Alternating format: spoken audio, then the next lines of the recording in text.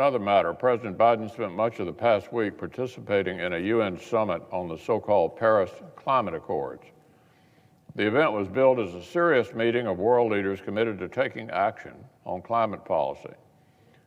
More than 1,000 VIPs arrived in a parade of no fewer than 400 private jets. 400 private jets, a mode of transportation that some climate activists say is up to 14 times more polluting than commercial aviation. Hypocrisy was on full display at that meeting. The topic of discussion was a bad deal that after 6 years has failed to hold any of the major signatories to their commitments on reducing emissions. But of course, that hadn't stopped President Biden from rejoining it.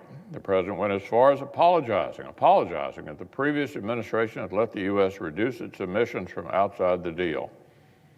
He pledged that now the United States, quote, will do our part. Now, exactly what that means is not clear. The United States succeeded in cutting its emissions more from outside the Paris deal than any other major country managed from inside the deal.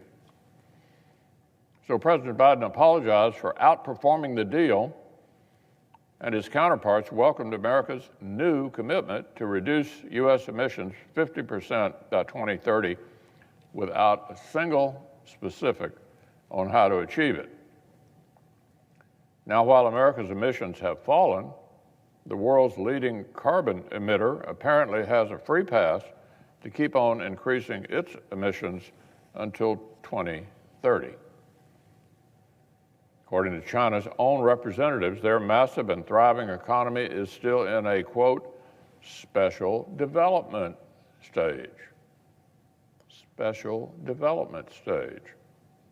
We're talking about a country that built more than 3 times as much new power capacity as the rest of the world combined in 2020. Meanwhile, one outside analysis indicates that getting America even close to net zero emissions by 2050 would mean cutting our own GDP by nearly 12% annually.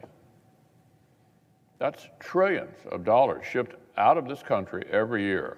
Competitors like China are licking their chops. And what would this self-flagellation get us 39 years from now? According to that same outside analysis, based on the UN's own model, this economic hemorrhage would purchase us a reduction of 3/10 of 1 degree in global temperatures. Meanwhile, the same Washington Democrats who think that this nightmare sounds like a good deal are pushing a reckless taxing and spending spree that would hammer American families and the affordable energy they need to power and to heat their homes and to drive their cars. After less than a year with Democrats in power, America has already more than doubled imports of Russian oil from December 2020 levels. Double the dependency on Russia in less than 12 months.